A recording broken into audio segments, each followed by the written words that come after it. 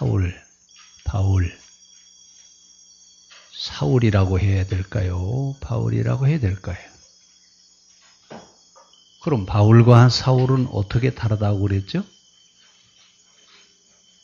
히브리 말로 부르면 사울, 헬라 말로 부르면 바울, 영어로 부르면 폴, 이렇게 불러요.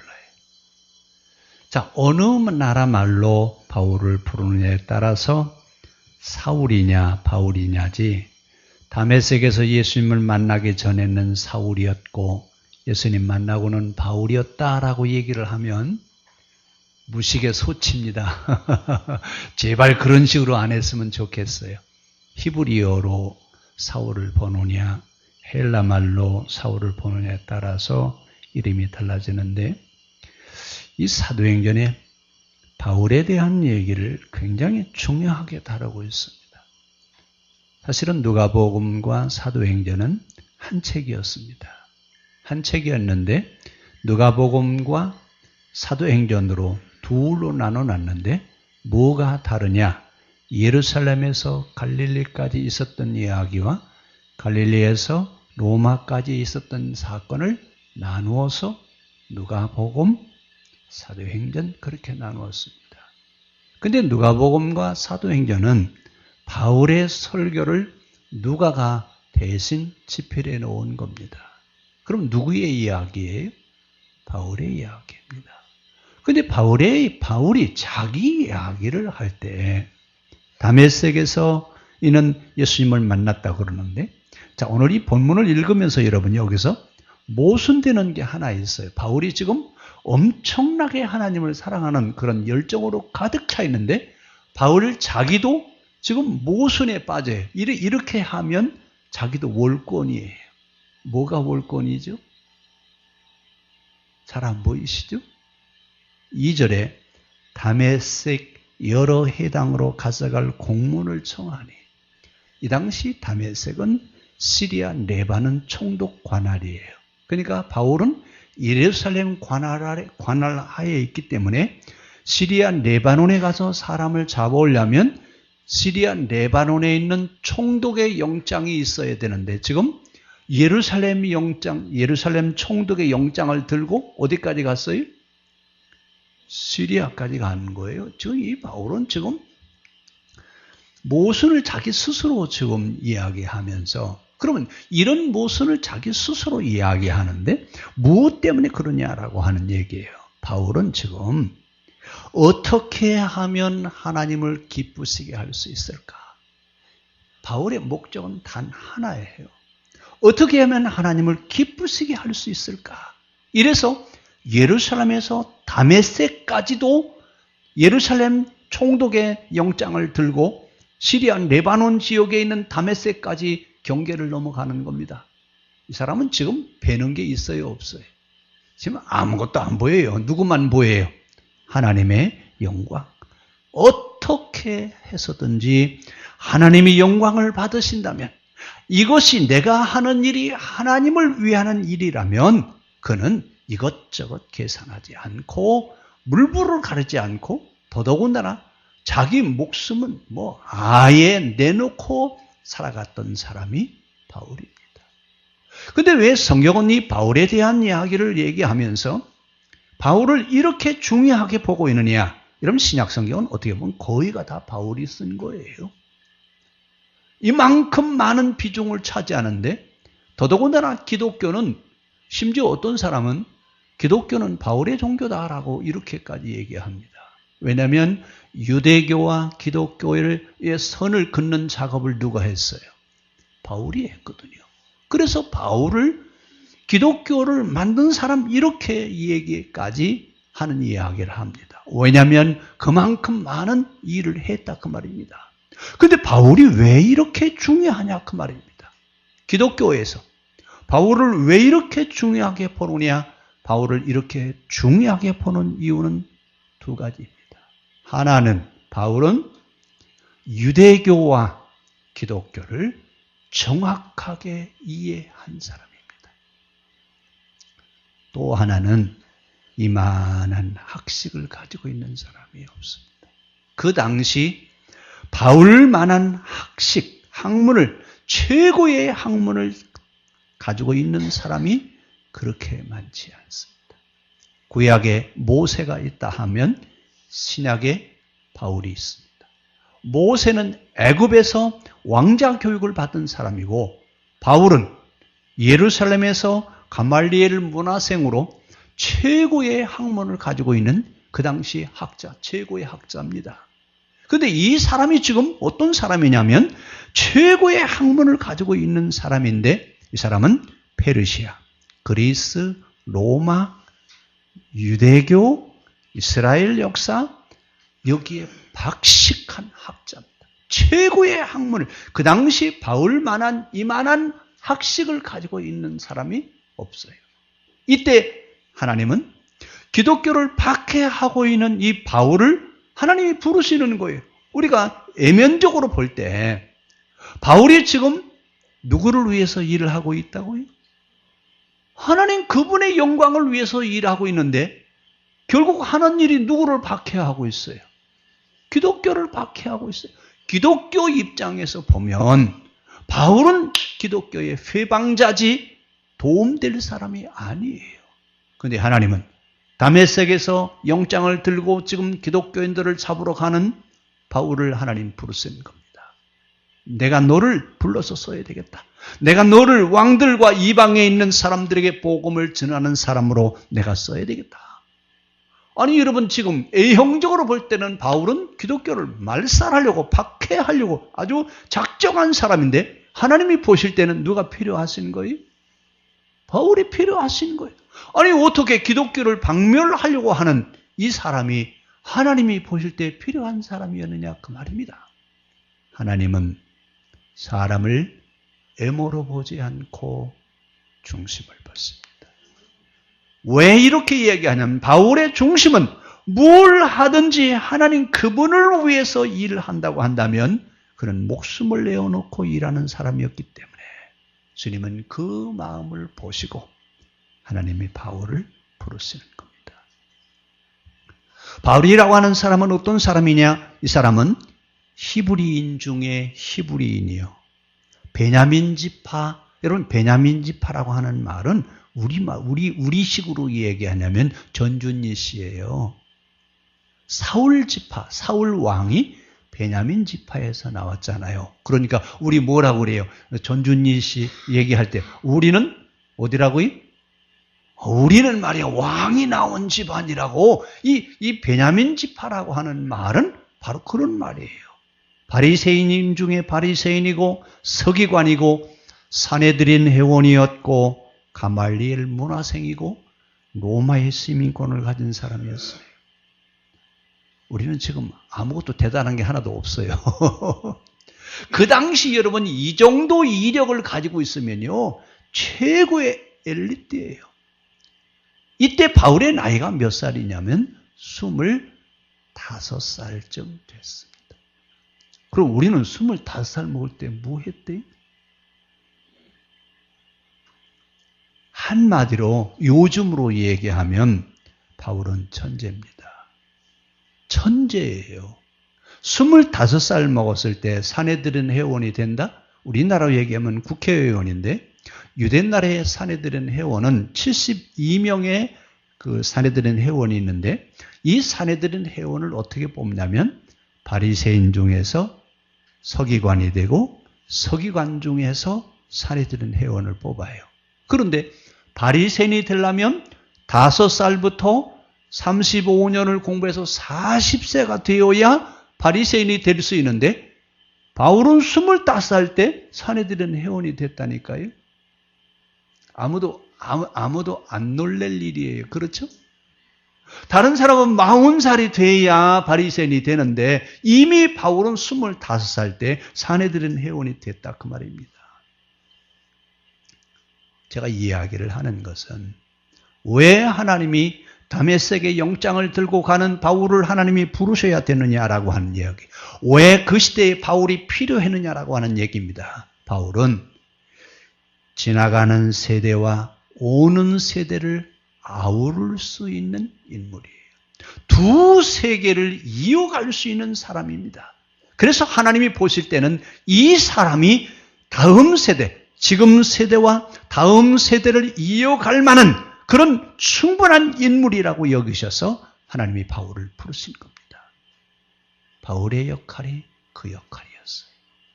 만약에 바울이 없었다고 한다면 누가 이런 일을 할 수 있었을까 할 정도로 바울의 한 일은 대단합니다. 그런데 바울은 본래 어디 사람이냐면 길리기아 다소 사람이에요. 길리기아 다소는 터키의 조그만한 이 중심 도시의 그 아버지는 다소의 그 운영위원이셔요.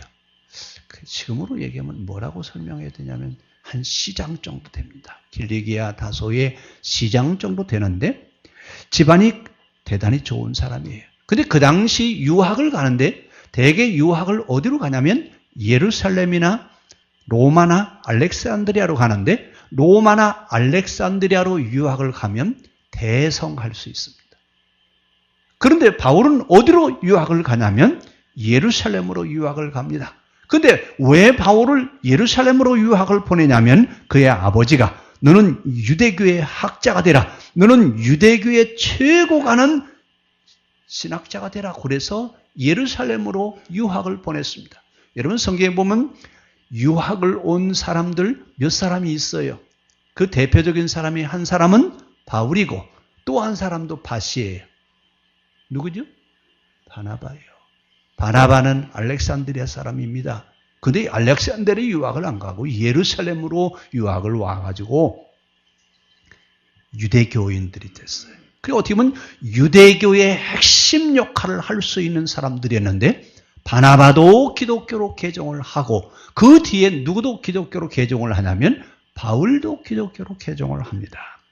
그럼 왜 하나님이 지금 박해하러 가는 기독교인들을 잡아서 감옥으로 들어가려고 하는 체포영장을 들고 가는 그 바울을 하나님이 체포하시는 겁니다. 그 체포하는 자리가 지금 다메섹에서 예루살렘에서 다메섹으로 갔던 바울에 대한 이야기를 사도행전 9장에서 지금 얘기하고 있습니다. 왜 하나님은 체포영장을 들고 가는 바울을 하나님이 부르셔야 되느냐? 그의 중심은 온갖 하나님으로 가득 차 있습니다. 뭘 하든지 무슨 일을 하든지 그 마음에 이것이 하나님을 위한 일이라고 한다면 그는 물불을 가리지 않고 목숨 아끼지 않고 일을 했던 사람 바로 바울입니다. 나중에 여러분 바울 서신 특별히 사도행전에 보면 바울이 가는 곳곳마다 핍박을 받죠. 돌에 맞기도 하고 감옥에 갇히기도 하고 한 번은 맞아 죽을 뻔해서 성문에서 여러분 광주리 타고 도망을 가기도 하고 왜 그랬어요? 이 사람 하나님이 쓰실 만한 부분이 바로 이런 부분이었습니다. 오늘 하나님은 사람을 보실 때 중심을 보십니다. 애모로 사람을 보는 게 아니라 하나님은 중심을 보십니다. 여러분 제가 바울 얘기 자꾸 하는데 바울 쉽게 이해하시려면 우리 지충 기자님 생각하시면 돼요. 로마에 가면 바울 기념교회가 있는데 바울 기념교회 앞에 바울의 그 동상을 세워놨어요. 저는 그래서 처음에 갔을 때 왜 지장로님이 여기 와 계시지? 키도 지장로님 안에 꼭 생긴 것도 우리 지충 기자님 우리 지장님한테 앞으로 바울이라고 불러도 괜찮아요. 지바울이라고 그러세요.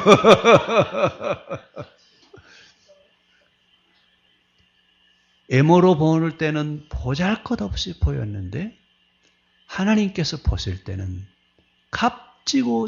값진 진주보다도 귀한 보석처럼 보이셨던 겁니다. 뭘 보셨느냐? 그 마음에 하나님을 생각하는 마음. 하나님을 위한 일이라 하고 한다면 목숨도 아끼지 않는 이 마음. 어떻게 보면 바울이 볼 때 기독교는 새로 생긴 신흥 종교입니다. 새로 생긴 신흥 종교가 유대교라고 하는 종교를 자기들이 가지고 있는 종교를 위협하고 나니까 안 되겠다. 이 신흥 종교를 말살해버려야 되겠다라고 하는 이런 생각으로 바울은 지금 기독교를 박해하고 있습니다. 그의 신앙 상태는 그의 영적인 상태는 내가 주를 위해서 이렇게 열심히 일을 하는데 내 마음에서는 너는 의로운 자다. 너는 하나님이 인정하실 만한 사람이라고 하는 내면의 소리가 들리지 않는 겁니다. 이런 내적인 갈등을 가지고 지금 바울이 신앙생활을 하고 있을 때 유대교 율법으로는 의인이라고 하는 소리가 들리지 않는 겁니다. 유대교가 말하는 율법의 1.1획도 변함없이 그 말씀을 그대로 지켜 살고 있음에도 불구하고 마음속에서는 너는 의로운 자다라고 하는 그런 신앙의 확신이 그에게 들려오지 않는 겁니다. 이름에도 불구하고 어떻게 해서라도 새로 생긴 기독교라고 하는 이 종교가 뿌리를 내리지 못하게 하기 위해서 하나님의 이름으로, 종교의 이름으로 기독교를 지금 박해하고 있는데, 사실 바울은 지금 진짜 신앙을 찾고 있습니다. 진짜 믿음으로 산다라고 하는 것이 무엇이냐라고 하는 것을 지금 찾기 위해서 몸부림치고 있을 때, 이때가 언제냐면 다메섹을 향하는 바울의 심정은 진짜 하나님을 믿는 것이 무엇이냐, 진짜 하나님을 섬긴다라고 하는 것이 어떤 것이냐라고 하는 내면의 갈등으로 가득 차 있을 때 하나님께서 바울을 부르시는 겁니다. 사울을 부르는 그 장면은 기독교 박해를 그만하게 하시기 위해서 부른다고 애면적으로 그렇게 볼 수 있는데, 바울은 진짜 하나님을 찾고 있었습니다.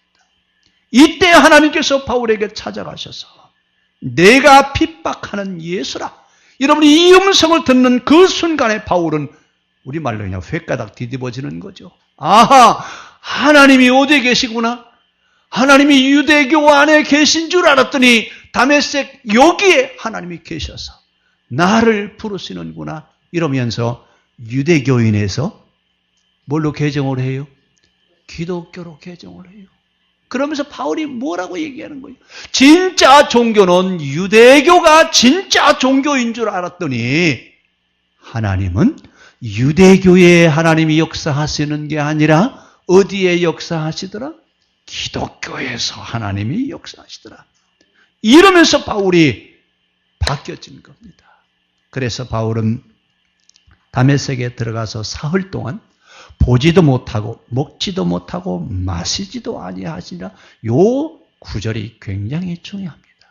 요 3일 동안 바울이 보지도 못하고 먹지도 못하고 마시지도 못하면서 3일 동안 바울은 뭘 했을까? 요때 바울을 지도했던 선생님이 누구냐면 아나니아죠. 아나니아를 통해서 사흘 동안 유대교와 기독교가 어떻게 다르냐라고 하는 이 교육을 받는 시간이었습니다.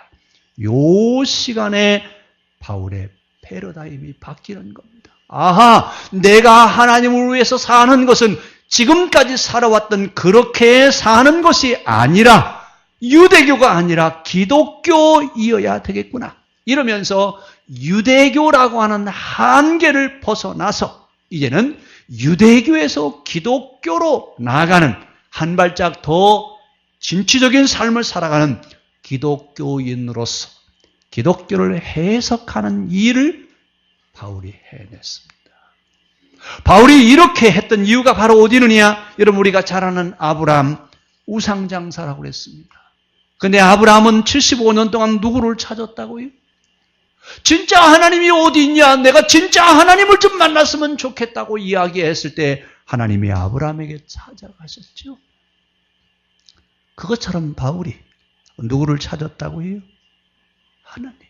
진짜 하나님이 계시는 종교는 어디냐? 유대교라고 자기는 생각했는데 거기서 하나님을 만날 수가 없었습니다. 근데 어디서 만났다고요? 다메섹에서.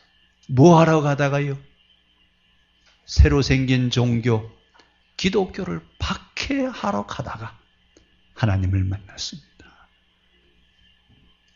왜 그러면 하나님은 다메섹으로 가는 사울을 부르셨느냐라고 하는 얘기예요. 그를 부르신 이유는 첫 번째는요, 그는 건들기만 해도 누가 나와요? 건들기만 하면 하나님이요. 하여튼 무슨 말을 하든지 하나님 빼놓으면 말을 못하는 사람 바울이, 그는 가슴의 열정이 하나님으로 가득 차 있습니다. 이렇게 하나님을 향한 열정이 가득 차 있을 때 그는 국경도 넘어가는 거예요. 예루살렘 총독의 체포영장을 들고 시리아 레바논 지역까지 넘어가는 사람, 넘어갈 수 있어요? 아니 여러분 우리나라의 체포영장 가지고 일본으로 가면 돼야 안 돼? 효력이 있어요? 일본 영장이 있어야죠. 근데 바울은요, 안 하면 상관없어요. 내가 예루살렘 총독의 체포영장을 들고 시리아 레바논으로 가든 말든 누구든지 나는 체포해 오면 된다라고 이런 열정으로 가득 차 있습니다. 어떻게 보면 하나님을 위해서라면 뭐든지 할 수 있는 사람. 우리 한번 손잡고 합시다. 바울은 하나님을 위해서라면 뭐든지 하는 자입니다. 당신은요? 네? 자, 다시 한번 하세요. 자, 우리 옆 사람하고 시작.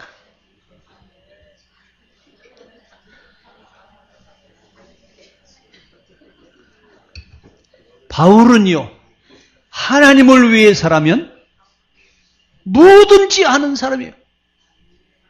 여러분은요? 네? 우리 좀 바울 이야기를 들려고 하지 말고 내 얘기가 됐으면 좋겠어요.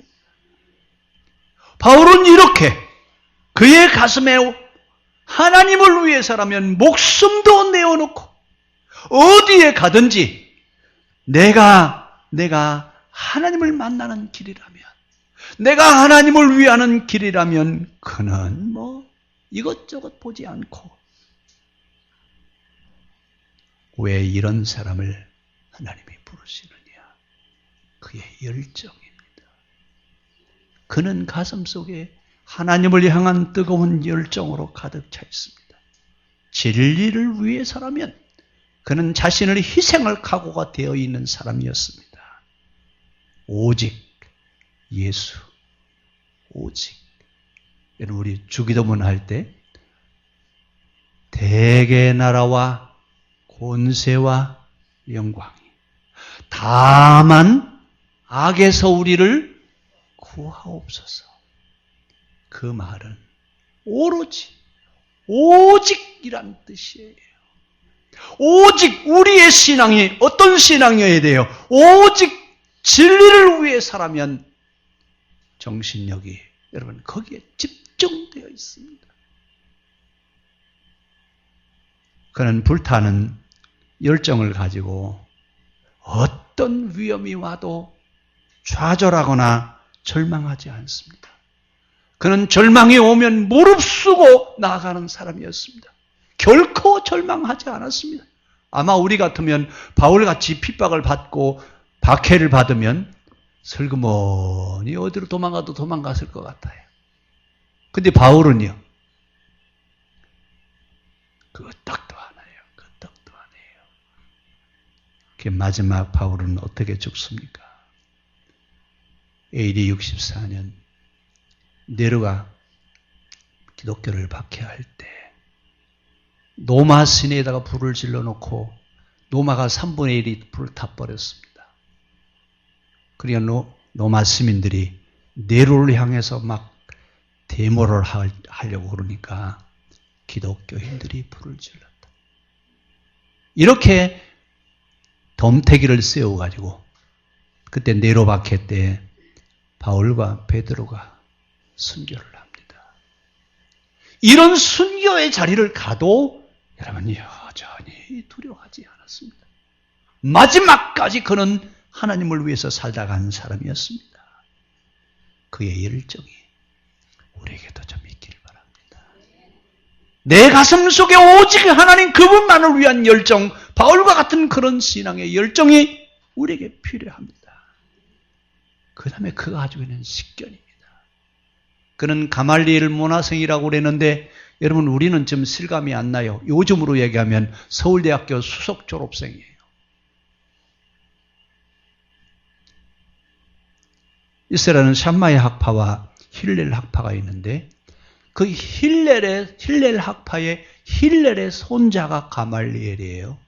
그러니까 힐렐 학파의 최고의 지성인 가운데 거기서 공부를 했다 그 말이에요. 그러면 무슨 얘기예요? 나는 힐렐 학파의 최고의 학문을 가지고 있는 최고의 학자다. 그 얘기예요. 그 당시 바울만한 이런 식견을 가지고 있는 사람 없습니다. 그런데 하나님은 바울을 부르시니까. 왜요? 이런 식견을 가지고 있는 사람이어야 복음을 세계화시킬 수 있기 때문에 그렇습니다. 그래서 페르시아, 그리스, 로마, 히브리 문화에 대한 정통하게 꿰뚫을 수 있는 사람 바울입니다. 지금도 여러분 우리가 성경을 공부하려면 페르시아, 그리스, 로마, 히브리 문화 이해하지 못하면 성경 이해할 수 없습니다. 그런데 이미 바울은 2000년 전에 이런 것들을 다 터득하고 꿰뚫고 있는 사람이었다 그 말입니다. 지금도 여러분 성경을 해석하기 위해서 제일 어려운 것이 뭐냐면 이 내 문화를 이해하지 못하는 거예요. 이래서 성경이 잘 안 보이는데 바울은 이미 2000년 전에 이 문화를 꿰뚫고 있었던 사람이었다 그 말입니다.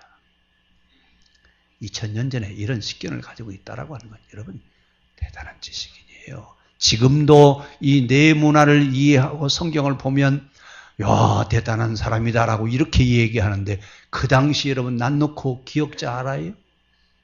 지게 받쳐놓고 A자 알던 시대예요? 모르던 시대예요. 그런데 여러분 이런 문화를 터득하고 학문을 연마했다? 대단한 사람입니다. 지금도 이런 사람 찾기가 쉽지 않습니다. 근데 그 당시 그런 식견인이고 더더군다나 바울은 로마의 시민권을 가지고 있습니다. 그 당시 여러분 로마의 시민권을 가지고 있다라고 하면요 대단한 특권을 누렸습니다. 아무도 로마 시민권을 가지고 있는 사람은 사형에 해당하는 죄를 짓는다 해도 사형 언도는 로마 황제만 내릴 수 있어요. 이런 어떤 특권을 가지고 있는 그런 사람임에도 불구하고 오늘 바울은 하나님을 사랑하는 그런 마음으로 가득 찼고 그 다음에 이 바울을 왜 하나님이 부르시냐? 바울은 세계를 보는 눈이 있었습니다. 세계를 보는데 어떻게 보느냐? 여러분 그 당시 세계 그러면 예루살렘에서 메소포타미아나 유프라테스 강 이집트 이쪽 요 정도밖에 볼 수가 없는데 바울은 스페인까지. 그래서 바울이 복음을 증거하려고 했던 것은 고린도까지 가서 고린도에서 로마에서 스페인까지 가려고 했는데 갔어요? 못 갔어요? 못 갔어요. 그러나 이미 바울은 세계라고 하는 세계를 보는 눈을 가지고 있었다 그 말입니다. 자, 우리 아이들한테 우리가 공부를 시키는데 뭘 공부를 시켜야 되느냐?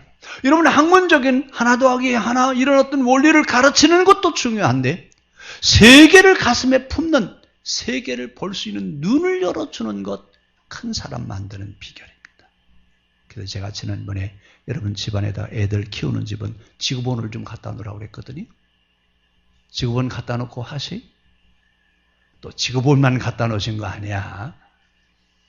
세계를 가슴에 품을 수 있는 사람이 되면 위대한 사람 되는 거예요.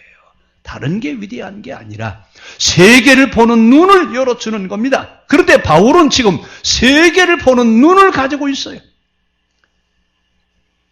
바울은 기독교인이 되고 나서 거점 도시마다 교회를 세웠습니다. 예를 들어서 에베소라든지 고린도라든지 이런 지역이 갈라디아라든지 되게 여러분 이런 에베소서 그러면 에베소 교회만 얘기하는데 사실은 에베소 교회를 통한 초대 7교회가 다 에베소 지역에 있어요. 그러니까 하나의 교회를 세우려면 또 그 교회가 여러 교회를 또 세워가지고 거점마다 교회가 생겨나서 기독교화하는 작업을 만들어 놨습니다. 이것이 바울이 전도하는 바울의 전도 방법입니다. 그러면서 바울은 세계적인 안목을 가지고 있는 사람이었습니다. 그리고 바울이 왜 하나님의 부름을 받았느냐? 그는 죽는 것을 두려워하지 않았습니다. 목숨을 내어놓고 살아가는 사람이었습니다. 그래서 AD 64년 로마의 대화재 때 네로 박해 때 그때 베드로와 바울이 같이 순교를 당하죠. 어떤 위기가 그에게 모면에 온다 할지라도 그는 기독교를 통해서 내가 희생할 수 있다면 내가 기꺼이 희생하겠다. 이러면서 기독교 대박해가 일어났을 때도 바울은 기꺼이 순교하는 그런 모습을 보여줬습니다. 전환기 시대. 지금 우리 시대에 이런 바울과 같은 이런 사람이 필요할 때가 됐습니다. 우리는 20세기와 21세기를 아우러 가야 되는 그런 세대인데 20세기와 21세기를 볼 수 있는 그런 안목을 가지고 있는 바울과 같은 사람이 필요한 시대입니다. 우리 하나님은 지금 바울과 같이 이런 열정과 식견과 안목을 가지고 있는 신앙적 견해를 가지고 있는 이런 사람을 하나님이 찾고 계십니다. 옛날 바울이 아니라 이 시대를 이끌어갈 만한 바울과 같은 그런 신앙의 사람을 하나님이 지금 찾고 계십니다. 오늘 우리 시대에 전환기적 삶을 살아야 되는 이 시대에 우리가 바울과 같은 그런 역할을 할 수 있기를 바랍니다. 이 시대에 바울이기를 바랍니다.